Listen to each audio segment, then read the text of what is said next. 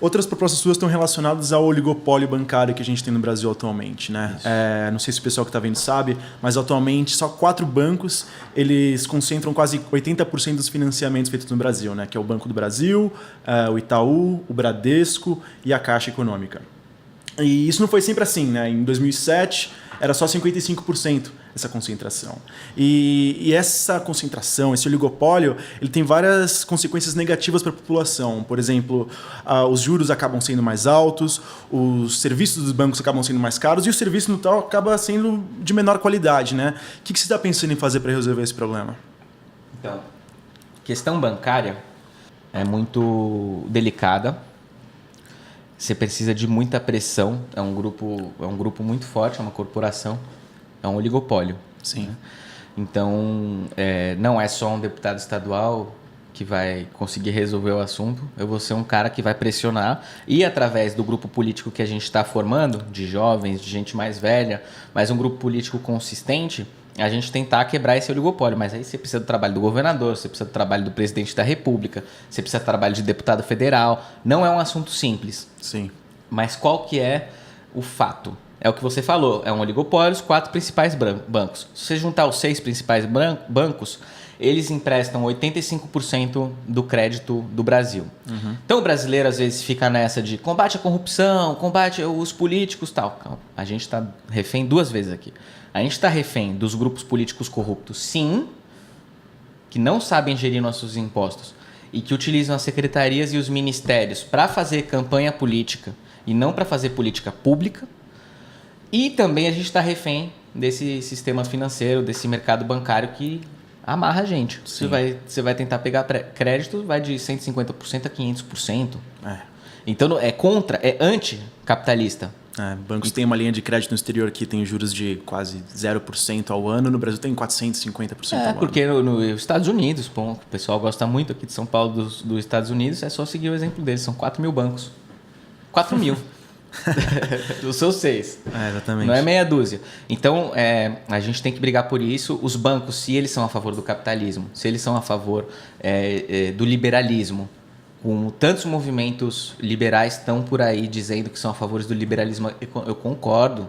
E para mim que já viveu em modelo de social-democracia, que já viveu em modelo de comunismo africano, que já viveu na Inglaterra, eu tenho noção de que o sistema que funciona melhor é a democracia capitalista. Então, eu sou a favor que a gente coloque o capitalismo de volta no jogo no Brasil. Só que colocar o capitalismo é mexer no vespeiro dos bancos também.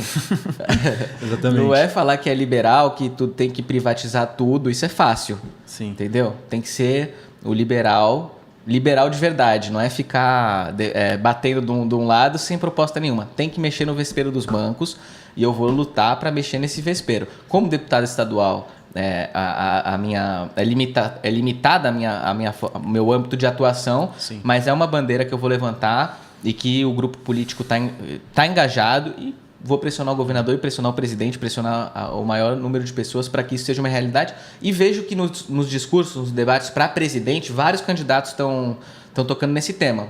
Legal. Então...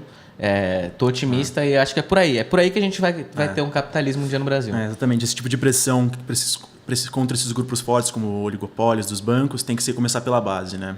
E na sua fala você mencionou sobre os nossos políticos, nossos representantes que gastam muito mal o nosso dinheiro, né? Que, assim, a gente sabe que... Eu tinha um professor na faculdade que sempre falava que economia é a ciência do cobertor curto, né? Se você tira de um lado, você está descobrindo o outro. Mas, assim, se olha para a máquina pública brasileira, você vê que está super inchada, principalmente na folha de pagamentos. Você pega... por exemplo, o Brasil ele ocupa a 6ª colocação em salário de deputados em razão do produto interno bruto per capita. Significa que eles têm o maior salário em relação à riqueza da população brasileira, né? Atualmente o salário de um deputado federal é de R$33 mil, que são basicamente 33 salários mínimos. E se compara com outros países, essa diferença é muito menor. Na Inglaterra, um membro do parlamento ele recebe 6 mil libras, o que para eles é equivalente a 5 ou 6 salários mínimos, né? Como é que você pretende reduzir esse custo da máquina pública, esse tipo de coisa? Cara, eu gosto de metáfora. Comparação, eu vou fazer uma comparação. O Estado brasileiro, para mim, é uma lesma. Parece uma lesma.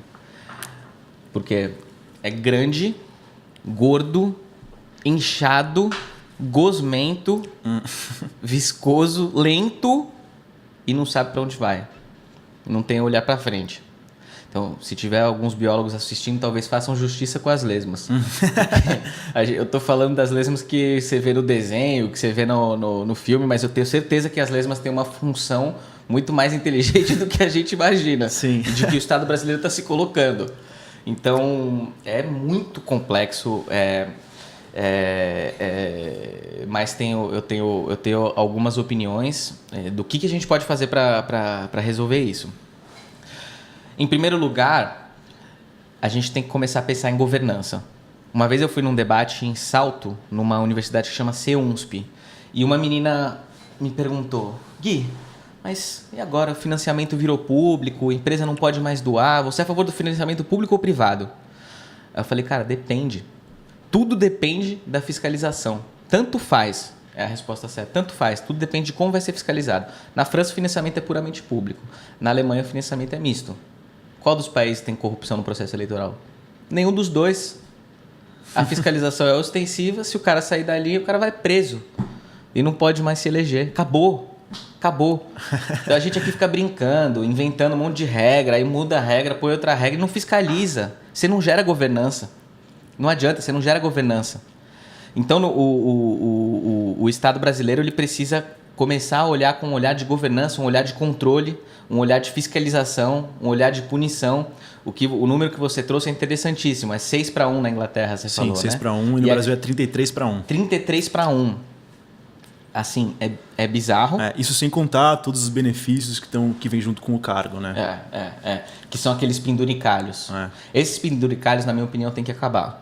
A gente tem que ser consistente, né? Eu não vou aqui defender, tem gente que eu vejo na internet que defende, tem que acabar com tudo, o carro, o motorista e não sei o que. Não é, você tem que analisar. O deputado, o político, ele precisa de um carro? Precisa de um carro se ele não tiver um carro. Uhum.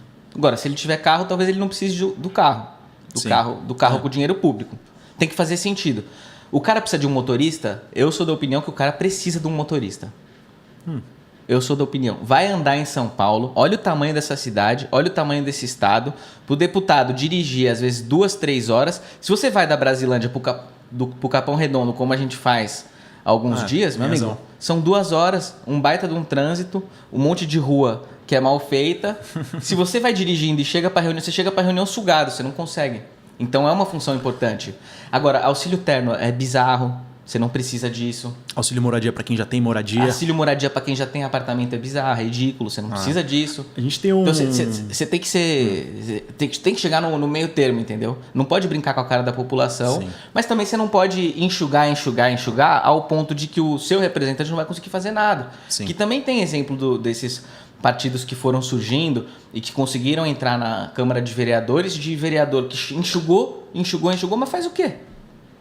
Fica fazendo marketing. O interessante não é fazer marketing. O interessante é fazer política pública. Sim. E para fazer política pública é difícil, cara. Você tem uma série de comissões, você tem uma série de articulações que tem que ser feita, você tem que convencer os outros políticos.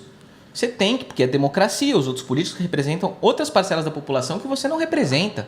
E aí você precisa, sim, ter seu especialista de mobilidade urbana, você precisa ter um jurista competente, você precisa ter especialista de comunicação. Como é que você vai se comunicar com 50 mil pessoas que votaram em você, para ela saber o que você está fazendo? Você precisa ter especialista de tecnologia hoje em dia, uma série de coisas. Então, tem que parar com esse discurso infantil de que enxugando as coisas ao máximo, a gente vai conseguir o quê? Políticos incompetentes e marqueteiros. Sim. E a cidade de São Paulo passou por uma experiência dessa agora. Sim. É legal? Não é legal. Ninguém gosta. Então, vamos chegar no caminho do meio. No caminho do meio. Mas...